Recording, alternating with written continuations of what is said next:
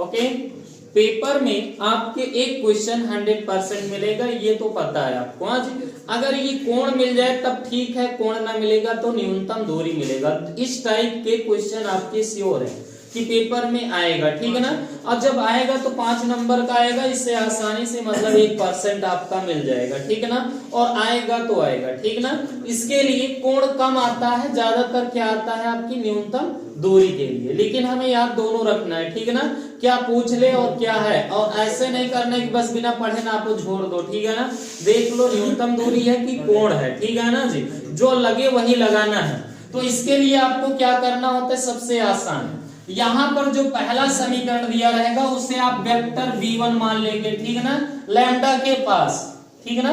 इसे v1 मानेंगे 3i cap और क्या आएगा +2j कैप और +6a कैप, ये मान ली। और वेक्टर b के स्थान पे यहाँ v2 के इसको दे देंगे म्यू के पास में, ठीक है ना। यहाँ कुछ भी हो सकता है, लैम्डा म्यू टी कोई अचर राशि हो सकती है, ठीक है ना। तो इस तरह से यहाँ पर आपको मिलेगा i कैप +2j कैप और +2k कैप। आ गया कि नहीं आ गया। अब हमें चाहिए बीच का कोण, तो cos थीटा बराबर कौन नहीं जानता है, सभी जानते हैं, vector v1 dot vector v2 upon mod क्या होता है v1 वेक्टर और मॉड v2 वेक्टर, यही इतना आपका फार्मूला है, ठीक है ना। तो अब इसके लिए हमें पहले निकालना होगा vector v1 dot vector v2, okay. तो आपको गुणा तो सबको पता है, लेकिन हम थोड़ा से डिटेल में बताने का कोशिश करेंगे आपको आज। ऐसे ये मान रख लीजिए, इसका मान i हो गया और क्या हो गया 2j हो गया +2k हो गया, हुआ कि नहीं हुआ। अब इसका मल्टीप्लाई करेंगे तो कैसे करते हैं, i के साथ j के साथ k के साथ। तो जैसे करेंगे ये 3 हो जाएगा, i हट जाएगा क्योंकि उसका मान 1 होगा, ठीक है ना। और दूसरे से करोगे 0 हो जाएगा, i j का गुणा करोगे 0, ठीक है ना। इस तरह से ये 2 दूनी 4 और 6 दूनी 12, तो ये हो गया कितना है, जोड़ो 12 4 16 3 19, ये हो गया, हुआ कि नहीं हुआ। फिर आगे ध्यान से, अब हमें चाहिए mod vector v1। Mod vector v1 की वैल्यू अंडर रूट ये है चाहे जहां देखो, ठीक है ना। तो यहाँ पर अंडर रूट 3 का वर्ग 9, 2 दूनी 4 +4 36 4 40 4 49 का वर्गमूल 7, हो गया ना। फिर आगे ऐसे मॉड वेक्टर v2 बराबर क्या आएगा अंडर रूट लगाओ कि क्या आएगा, जरा आप ध्यान से, 1 आ जाएगा और +4 बराबर 9 वर्गमूल 3, हो गया ना। अब आगे, अब हमें चाहिए cos थीटा बराबर mod vector v1 dot vector v2, okay, upon mod vector v1 और उसके बाद मॉड वेक्टर v2 मान रख दिया जाए। डॉट की वैल्यू कितना 19 बटे कितना हो गया 7 गुणे 3, और ये कितना हो गया 19 बटे 21 cos थीटा, तो थीटा बराबर क्या आ गया cos इनवर्स 19 बटे 21, यही आंसर है आपका, बस हो गया। हाँ जी, ये मत सोचना कि आंसर का मान है। हाँ जी, जो हो गया, एक सवाल हम लगाएंगे एक आप लगाएंगे, ठीक ना।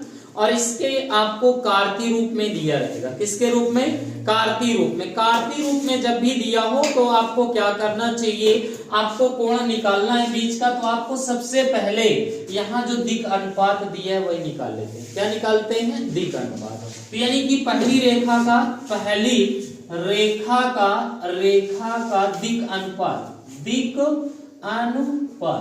तो अनुपात कहाँ मिला, ए यह मिला, देखो यहां से, ये पहली रेखा है तो नीचे वाला यही a 2 हो गया 5 और -3 हो गया ना।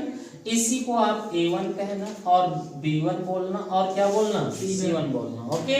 फिर आगे दूसरी रेखा का दिक् अनुपात क्या बन जाएगा -1 और 8 और 4, इससे a2 बोलना b2 बोलना और क्या बोलना c2 बोलना। बोलने में इसमें कोई तकलीफ नहीं होनी चाहिए, हो गया। फिर आगे ध्यान से समझेंगे। इसके लिए आपको चाहिए बीच का कोण, क्या चाहिए, दोनों रेखाओं के बीच का, दोनों रेखाओं के बीच का कोण। तो कोण निकालने के लिए यहां से ध्यान देंगे, cos थीटा बराबर आपको कार्तीय रूप का फार्मूला याद होना चाहिए। तो आपको कार्तीय रूप में simple a1 a2 plus b1 b2 plus c1 c2 है कि नहीं। वो अगर ना आए तो वही इसको आप कहीं भी वेक्टर b1 और b2 डॉट में गुणा कर लेना, अब गुणा करके लिखे रहना, मानवा डायरेक्ट रख देना, बस आ जाएगी, ठीक है ना, तब भी तो आ जाएगा, मान वही है दोनों आज। फिर बटे में फिर आपको क्या करना है, बहुत सिंपल भाई, इसको a1 मानते हैं, a1 square plus b1 square plus c1 square ना, एक a1 a2 को, और फिर यहाँ पर a2 square plus b2 square plus c2, यही फार्मूला है कि नहीं, है दोनों वही चीज, केवल इसका थोड़ा से ओपन करके रख देते हैं, ठीक है ना। हाँ, उसमें ओपन नहीं किया रहता, उसमें डॉट में गुणा करो, ये करो, तो यहाँ डॉट वोट का गुणा करके रख दे यहाँ, ठीक है, मान डायरेक्ट रखना है, ठीक है ना। चलते हैं, रख देते हैं cos थीटा बराबर मॉड में a1 a2 गुणा कर लो, 2 गुणे माइनस है, फिर 5 गुणे 8, फिर कितना आएगा -3 गुणे कितना हो गया 4, अंडर रूट के अंदर ये बहुत सिंपल, 2 का वर्ग 4 पचम 25 3 त्रिका 9, अंडर रूट क्या हो गया 1 प्लस 64 प्लस 16, जोड़ते रहना भाना, तो cos थीटा बराबर गुणा कर लो -2 8 पंचे 40 4 3 12 बटे में कितना आया, जोड़े पर कितना आया 9 4 13 और 13 और 5 8, टोटल 38 है, कोई दिक्कत नहीं है। अंडर रूट इसको ऐड करिए, इसको 6 4 10 11 ना, 6 4 10 10 1 11 और ये 7 और 6 7 और 7 8, ओके।